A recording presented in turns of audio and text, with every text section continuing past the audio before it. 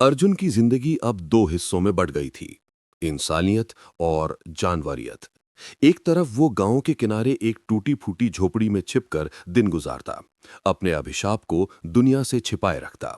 दूसरी तरफ वो हर पूर्णिमा की रात एक खूंखार भेड़िया बनकर जंगल में घूमता। एक रात अपनी झोपड़ी के पास अर्जुन ने एक लड़की को देखा। उसका नाम संध्या था। वो अनाथ थी और अपने जीवन यापन के लिए जड़ी बूटियां और लकड़ियां इकट्ठा करती थी। संध्या एक साधारण लड़की नहीं थी। उसके चेहरे पर एक अजीब सी शांति और उसकी आंखों में एक अलौकिक चमक थी। वो बहुत दयालु थी, लेकिन उसका व्यवहार अक्सर ऐसा होता था जैसे वो इस दुनिया की न हो। अर्जुन को उसे देखकर लगा कि जैसे किसी ने अंधेरे में दिया जला दिया हो। संध्या ने अर्जुन के भयानक घावों को देखा, लेकिन डरी नहीं।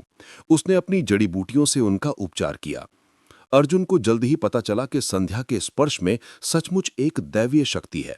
जब वो अर्जुन के घावों को छूती तो उसका भयानक दर्द और उसकी आंतरिक बेचैनी कुछ पल के लिए शांत हो जाती थी।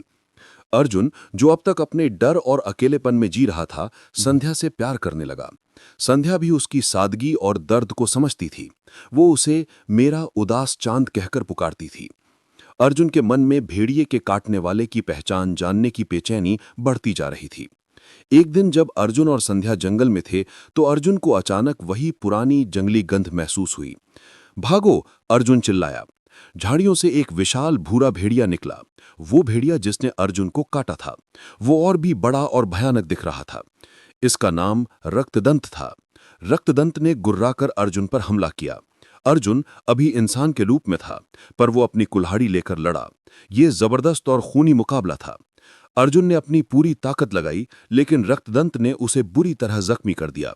तभी संध्या बीच में आ गई। उसने अपनी हथेली आगे की और उसके भीतर से एक हल्की सुनहरी रोशनी निकली, जिसने रक्तदंत को पीछे हटने पर मजबूर कर दिया।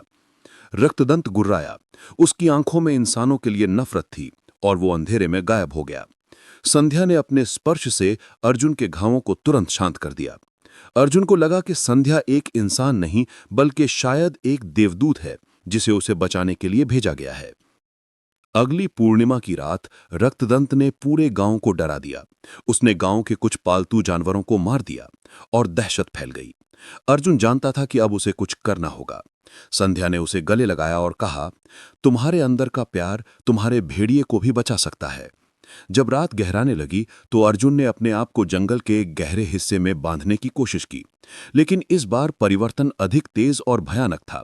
जैसे ही वो पूरी तरह से भेड़िया बना, उसने अपनी जंजीरें तोड़ दी। वो एक विशाल काले भेड़िए में बदल गया, जिसका लक्ष्य अब केवल रक्तदंत को ढूंढना था।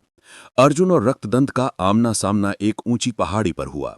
ये भयंकर और खूनी लड़ाई थी। अर्जुन की नजरों में अब अपनी इंसानियत, गांव और संध्या को बचाने का संकल्प था। दोनों भेड़िए गुर्राते हुए, एक दूसरे को काटते हुए, एक दूसरे पर झपटते हुए लड़ रहे थे। पत्थर टूट रहे थे और खून बह रहा था। तभी संध्या पहाड़ी पर पहुंची। उसने अपनी आंखें बंद की और अपने दिल की सारी देवदूत शक्ति को बाहर निकाला। उसके चारों ओर एक चमकदार सुनहरी ढाल बन गई। उसने अर्जुन की तरफ देखा। संध्या ने ऊंची आवाज में कहा, अर्जुन, अपनी नफरत को काबू करो। तुम प्रेम हो, तुम योद्धा हो। इस शक्ति और प्रेम की आवाज ने अर्जुन को एक क्षण के लिए रोक दिया। उसे संध्या का स्पर्श याद आया। इस पल का फायदा उठाकर रक्तदंत ने अर्जुन पर अंतिम वार किया। लेकिन अर्जुन अब केवल एक खूंखार भेड़िया नहीं था। अपने प्रेम और देवदूत की प्रेरणा से उसने अपने अंदर की जंगली शक्ति को अपनी इच्छा शक्ति के साथ मिलाया और एक जबरदस्त झटके में उसने रक्तदंत की गर्दन पकड़ ली।